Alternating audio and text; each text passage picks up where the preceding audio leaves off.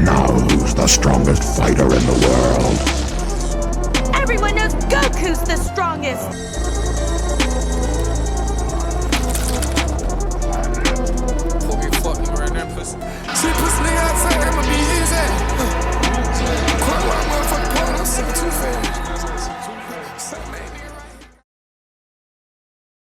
What's up, everyone? Welcome back to my channel, and thank you for watching.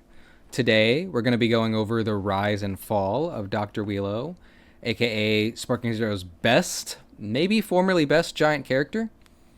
So, some of you Dragon Ball Z fans may be asking, maybe watching this, and be thinking, who the fuck is Dr. Wheelo? Dr. Wheelo is the villain from the second DBZ movie, World's Strongest, also known as the movie between Dead Zone and the Turles movie.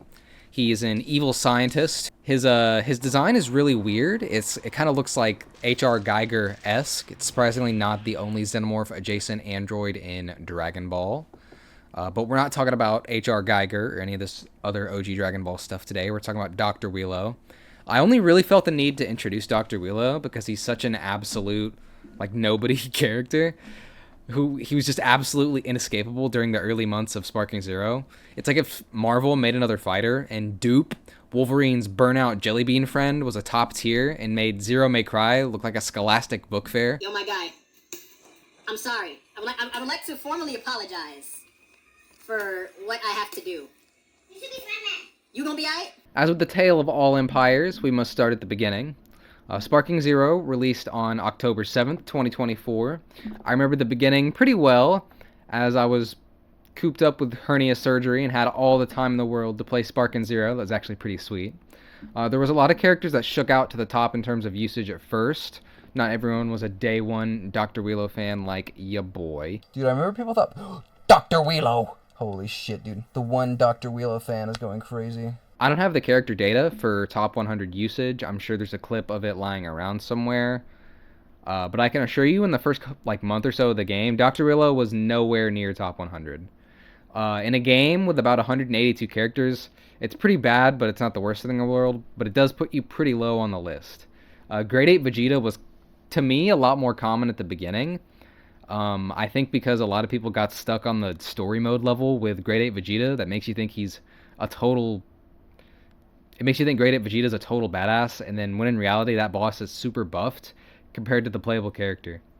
But eventually people definitely began to realize that Dr. Wheelo, and to a lesser extent Baby Vegeta, were a goddamn problem. I credit this mostly to a lot of Sparking Zero content creators, including this short that got 1 million views showing off Dr. Wheelo's strengths in DP battles. But we have to ask, what made Dr. Wheelo so strong that he's constantly being bemoaned in comment sections about the game? I even received hate mail after, a pretty close ranked match. If you bring you instant sparking, my reply to that is that you could easily counter it. When it comes to giants doing the same unguardable move, you can't do anything, you have no skill.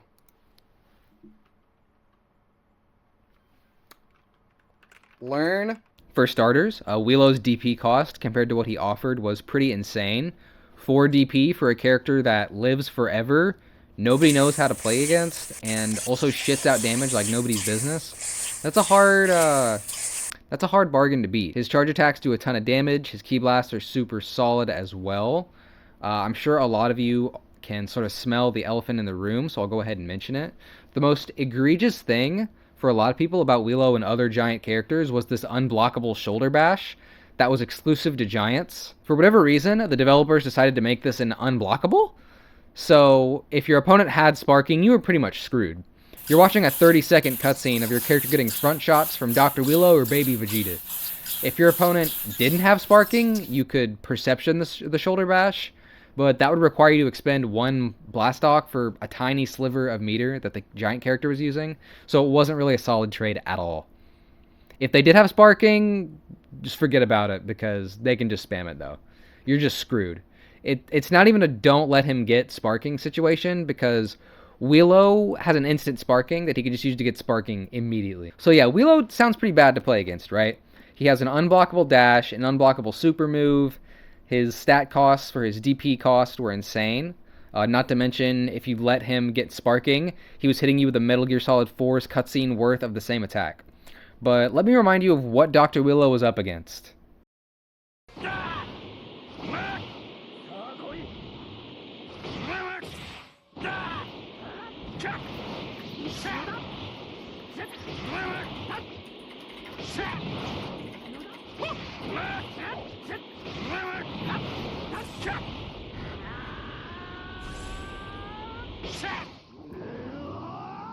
Alright.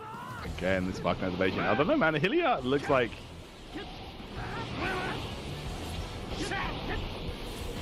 Yeah, he's got some chip damage at least on the board. Trying to connect. Like, I'm not gonna lie, Shiryu taking no damage right now. Yeah. But...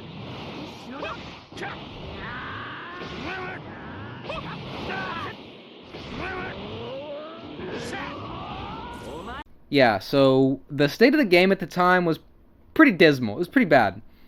It was the bad timeline for sure. Although the first few months of Sparking Zero's lifespan had a pretty optimistic and fun outlook on the competitive side of the game, that had pretty much come to a close by the end of November when, you know, the infamous clip I showed you of the two players not playing the game went totally viral. And now I'm all for timing out your opponent with, like, slow, methodical game plans, but this is just awful. There's straight up, like, no game being played here. There's nothing happening here. They're just running the timer down, which you can't see, by the way. Like, what the fuck? I have no idea why there was never a timer implemented in Sparking Zero. To this day, there's not a timer. The only reason 19 can do this little shimmy up and down is because 19 and 20 don't expend ki when flying in the air. So it's kind of a reference to their android biology. But the game gets really... The reason they're doing that is because the game gets really funky with staying locked on when your opponent is sort of above or below you at that awkward angle, sort of diagonally. So the best option... the best option that people figured out for dealing with this strategy where you just go up and down and make it near impossible to hit you is to just start spamming ki blasts, pick a god, and pray. Basically, once 19 or 20 got the lead, they can hit this fucking yoinky splunky to extend their lead by not interacting with their opponent at all. It's crazy. This is a complete clown show. On a side note, I don't really blame the players for playing like this. I hear a lot of people dunk on the players for playing like this and say, oh, this wouldn't be an issue, but oh, the sweats want to play the game like this. You know, I think people don't want to play the game like this, and they're forced to play the game like this after losing to people who play the game like this. We should really blame the developers who pushed this game out and tried to parade it as a competitive experience when it is not, you know? Like, this is more like an act of protest from the players for the developers to fix their fucking game. I mean, seriously, I think a slot machine is more interactive than playing a match like this. After a while, at this point, everyone had kind of realized that Sparking Zero was an amazing experience for Dragon Ball fans, for sure, but it was also some hot ass when you pushed it to the top level. When a match would go to timeout, which it almost always would in ranked due to the 300-second timer, the winner would be determined by seeing who had more health left, which isn't necessarily a bad idea. Most fighting games do this. However, this becomes an issue when we take team building into consideration, since the winner was determined off total health kept at the end and not damage dealt or anything like that. It became apparent that the best thing to do in Sparking Zero was stacking health bars and timing out your opponent. This shook out to be the most consistent strategy, even at the top levels of the game. The metagame became to pick one or two strong characters, usually like Bardock or Z-Broly, usually Android 19 or 20, and a ton of human characters. Dr. Wheelo was also picked pretty commonly during this era because he countered a lot of the other top tiers in the game. Android and 19, as we all know, were absolute problems during the game's first few months, and Dr. Wheelo was a very good check to both of them, and stall teams in general. Dr. Wheelo couldn't be grabbed, so it made him impossible to get hit by it made him impossible to get hit by 19 and 20's grab, which would let them regain health, and it was super important to their stalling game plan. Dr. Wheelo was also really good against all the human characters, like Roshi, Videl, and Satan. I mean, he couldn't even get hit by any of Videl's supers because all Videl has is melee supers, which Dr. Wheelo can't get hit by because he's a giant character. Yeah, Wheelo was super good against all those human characters that were often stacked onto each other in DP battles. If you don't know, putting like 3 human characters was the most efficient use of DP for health bar points. So that was a very strong strategy. It was just to stack very weak fighters and get more health bar and basically just time your opponent out and have more health than them, and that's how you would win. But Dr. Wheelo was very good against fighting these human characters because the human characters weren't strong enough to break Dr. Wheelo's super armor. So he was very strong against another staple of the meta as well. He could also finish them off pretty easily before the human characters could switch out, because the human characters could gain their switch bar back very fast, so Dr. Wheelo could finish them off before they could regain health. While I am sort of framing Dr. Wheelo as the solution here, he was also part of the problem. Stall teams could run Dr. Wheelo as well, because his whopping 4 health bars for 4 DP would have been a good argument to bring him along if he wasn't one of the more difficult characters to deal with in the game in general. He was just very strong for a timeout team as well, because he has crazy health. You can keep him in your back pocket and then pull him out in the last minute or so of the game, and there's no way your opponent is going to be able to knock down his entire health bar. Very grimy pick for stall teams. It was around the time this happened, around November, when the stall meta really began to sit in. Interest in the game was sort of petering off as well. While this is pretty much bound to happen with every game, there's like a non-zero possibility that the previously mentioned Android 1920 Grand Finals timeout incident had an impact on the game's player count, because it happened around the 11th of November, and if you guys see on SteamDB, the game never really recovered after these few weeks. It was pretty much on the decline before the incident, but it bled players until we reached that present day average until around December. It's like 2,000 people. In the world of battle passes and day one updates, not being beaten across the head with a mandatory update can feel a bit refreshing, but by the time Bando pushed out the first real patch for Sparking Zero, we don't count the patch that all it did was nerf Yajirobe. I could make an entire another video about how fucked up Yajirobe was. By the time they had pushed out this first real patch, or second, whatever you want to call it, by the time they had pushed out the patch, the game pretty much died. This was in early December. We can see the game was pretty low. Pretty bad. In the patch, Android 19 and 20 were nerfed as pretty much a direct response to what happened at the French Grand Finals, not being able to stall as well, with their movement, their air movement being nerfed to cost key, and them getting less health on grab. The other main nerf in this patch, as you may guessed it, was our king, Dr. Wheelo. As with modern gaming, if somebody complains about something enough, it will get patched. All the giant characters received a direct nerf to their charged attacks, making them slower, meaning they were easier to counter, as well as nerfing the damage on the attacks in case they did hit. This made Dr. Wheelo's charged moves very easy to counter, and they weren't exactly difficult before. I'd say it's about as difficult as hitting an Elden Ring parry. Some of the people who said Wheelo was impossible to fight, some of you guys just suck. I'm sorry. You guys are bad at video games.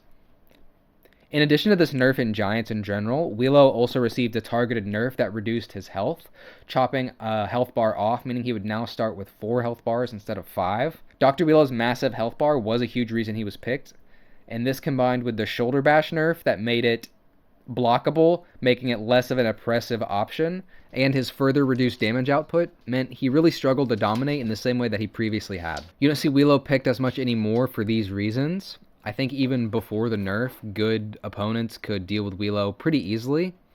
I had hit rank A1 on PC DP battles, and at that point, at that rank, most people had either figured out how to fight Wheelo or were also using Dr. Wheelo. The Ditto is actually kind of fun, I'm not gonna lie. Two big giant characters going at each other, it's actually really fun. Thankfully, in the same patch, the human characters received the following nerfs. Oh wait, they didn't fucking nerf any of them at all. They didn't nerf a single human character. Not a single human character got nerfed. They didn't add a timer to ranked. And the game now still has a miserable timeout metagame. Arguably even worse now that the natural predator, Dr. Wheelo, overdosed on DD... Arguably even worse now that the natural predator of Dr. Wheelo overdosed on DDT after eating straight River Videl for 3 weeks straight. I'm so glad everyone complained about Dr. Wheelo. We did it, guys. We saved the city. I haven't played Sparking Zero in a few months, and this video will probably make it pretty clear why. The game can sometimes feel like a slog at this point, depending on what you're expecting out of it. If you go on ranked, you're likely to run into a team like I described earlier, or someone who will start lagging suspiciously as soon as they have the lead and you need to clutch up for the victory. Even unranked isn't safe from these types of people. It's insane. Like, what game are we playing here? Did we lose sight of why we're here? Like, oh yes, who could forget the episode of Dragon Ball where Goku defeated his opponent by opening up 400 Opera GX tabs and frying his router? It's even worse in unranked. Like, why are you doing this? You have nothing to gain from doing this. But that's not to say Sparking Zero is a bad game at all. It just doesn't hold up under the magnifying glass of unemployed losers like yours truly, like me trying to push their Dragon Ball Simulator to the max. Sparking Zero is a beautiful game, and it's absolutely overflowing with love for the Dragon Ball franchise, in my opinion. Just look at all these interactions between the characters. Hell, Dr. Gero and Dr. Wheelo have an interaction, referencing how they're both great scientists from Earth. So, another brilliant scientist rose to power while I was suffering? Can it be? Dr. Wheelo? What has become of you while you were trapped in that icy prison? And Ginyu and Dr. Gero both have jokes about body snatching. Your ability to switch bodies at will. It's very intriguing. Can't believe I'm saying this, but my body is mine! That's so fucking cool. Like, who thinks of that? Seriously. Excuse you. Sparking Zero is far from a perfect game, and I had a lot of expectations going into it. Despite that, I pretty thoroughly enjoyed my time with the game, although I was on opiates for most of my time playing it because of my surgery. We should take that into consideration. I will be transparent. I bought Dr. Wheelo day one, as he's one of my favorite Dragon Ball Z characters because of the weird retro sci-fi feeling that World's Strongest has, and also because I had lots of fun memories playing him in Budokai Tenkaichi 3. I was there to watch Dr. Wheelo rise from a nobody character to an absolute threat in the metagame to where he is now. A pretty strong character who mostly exists as a skill check for giant characters in general. And that's a really entertaining journey for an absolute nobody throwaway movie character villain to have. I'm honored to have experienced it with you guys. Thank you for watching my video, and see you next time.